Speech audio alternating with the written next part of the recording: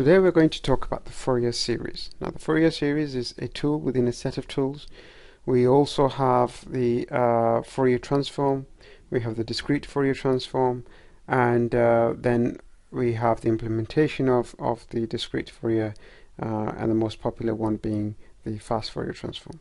But today is all about the Fourier series, which applies to signals which are continuous in time and also periodic in nature, and that's what we're going to concentrate on today, because really these signals are everywhere, of course, and in science and engineering we often need to analyze data, and therefore the Fourier set of tools are very important, very key, and it is an advantage to us as engineers and scientists to understand how these things work.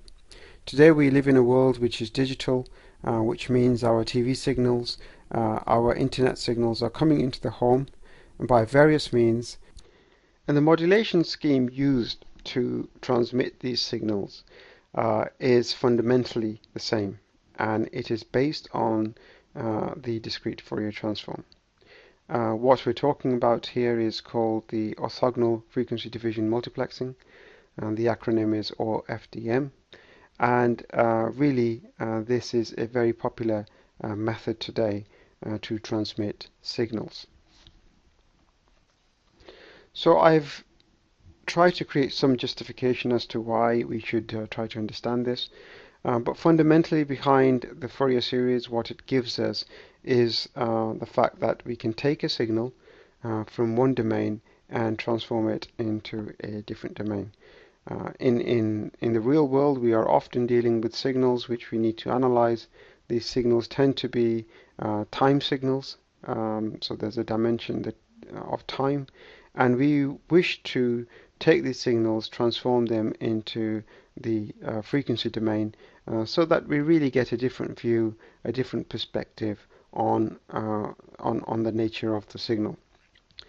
So there is an equation which allows us to do this, go from the time domain to the frequency domain, and of course we can reverse this process as well and go from the frequency to the time domain. And if you were to look at the two equations, which we of course will look at, I agree that they are daunting, they are difficult on the eye, but in reality they really are not, of course, very difficult once we understand the concept, and of course we start our discussion with the concepts behind the equations rather than the equations themselves.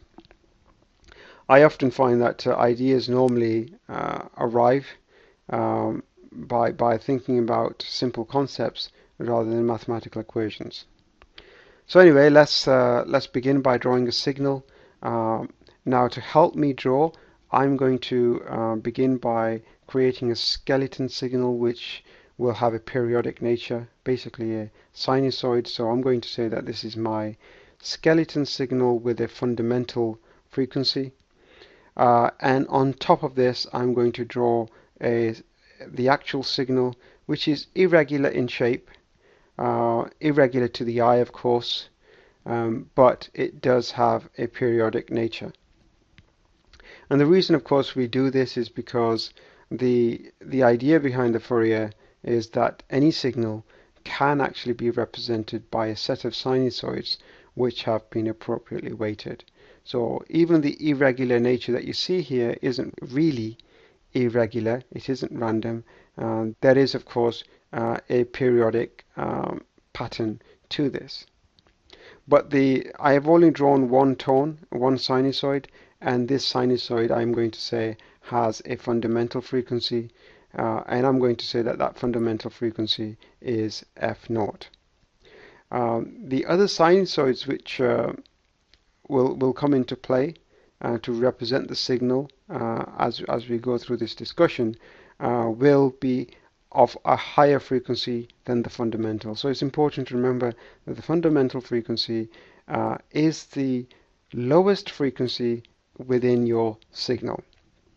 And this is going to be really important as we go through this discussion, because all the other sinusoids have a special relationship to this fundamental, and that is that they are multiples of the fundamental frequency. But hopefully you get the idea. The idea is that any signal, any analog signal which is periodic, can be represented by a set of sinusoids, the lowest frequency sinusoid being the fundamental. So let's try to draw that. So here I'm drawing a sinusoid which has the fundamental frequency, and now I'm going to draw one of the harmonics, and that basically means another sinusoid which is a multiple of the fundamental. Now I've gone off the page here slightly, so I'm going to have one more attempt at drawing this waveform, and if I mess it up again, then hopefully you will have understood what I'm trying to do through my words. That's the fundamental. Now I'm going to draw a harmonic, and the idea is, because they are harmonics, they all fit within the same period, the fundamental period. So all harmonics have complete cycles within the fundamental period, and that's going to be important as we go through the equations, and we try to simplify things, and we try to arrive at a result which is manageable for us poor human beings, which have limited capacity to, of course, understand what's going on. So as we go through the equations, I want you to think about this signal that I've drawn, and think about it as x of t. You'll understand what x of t is in just a few minutes.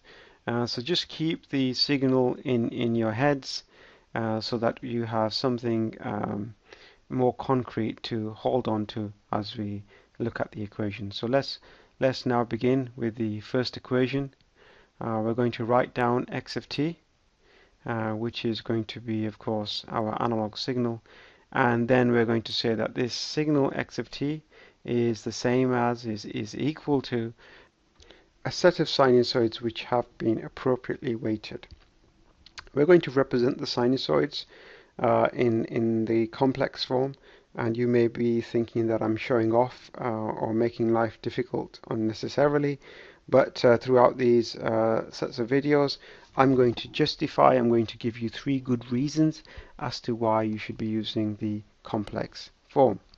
So we take these sinusoids, these complex sinusoids, and we weight them. The weight or set of weights is given by ck, and k is an integer, and we do the summation of the sinusoids from k equal to minus infinity to plus infinity. Now, earlier on I talked about the fundamental period, and I said that that was key. The fact that the fundamental period represented the smallest, the lowest frequency, and then all the harmonics, of course, had higher frequencies than this fundamental, and the idea there was that all the cycles, the periods of the harmonics would fit in with the fundamental period.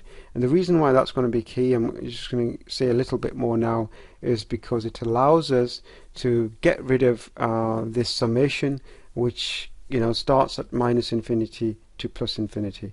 So this relationship will result in us getting rid of the infinities that you see at the moment.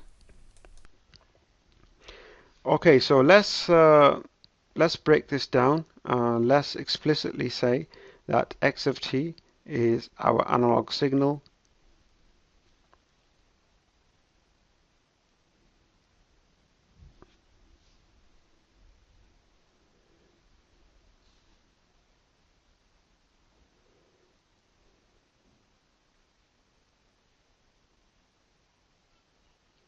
C of k, of course, is the set of weights which we just talked about. We're just labeling things to really spell it all out, really. And then, of course, we have our sinusoid, our complex sinusoid.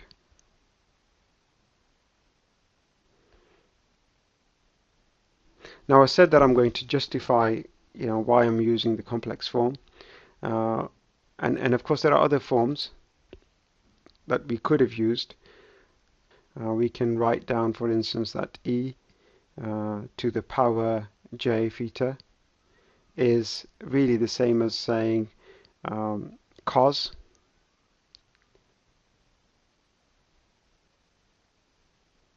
theta plus j sine theta. So we could have done this, but as I say, we will justify why we use the form that we do. So we've been talking about sinusoids, and now when we break this equation down, we see these two terms. Of course, they're both sinusoids, a cosine and a sine. And you may ask, why do we need something which includes both these terms? Why can't we get away with just say the cosine or the sine? And really this is related to the phase of the signal that we're trying to analyze. We do not really want that phase to basically end up giving us the wrong result. So we'll touch on this again later on, but for now that's all I really want to say on that. Finally, we should talk about the exponent here. The exponent has a set of variables, and really it's not that difficult to understand what the exponent consists of. For instance, we have the variables 2 pi, k, and f naught, and if we group these together, then they give us the frequency of our sinusoid, and the units of that frequency will be radians per second. Now, if we were, for instance, to take the variables k and f naught together, let's just finish that off and mark those two variables, then of course we would have the frequency of our sinusoid again, but this time the units would be hertz.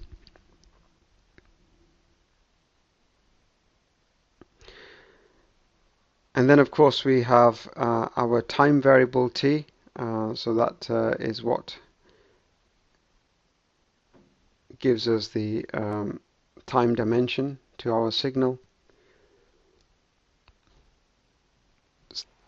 So let's just talk about j. J is what gives our sinusoid the tag of being complex, and j is mathematically the same as saying the square root of -1. In communications, it has a special meaning. J has a significance, which is that multiplication by j results in a phase shift of 90 degrees. So we've talked about how a signal can be represented by a set of sinusoids, and we've said that we can weight the signal appropriately. Of course, we haven't said anything about how we choose the weights, which is what's going to come up next.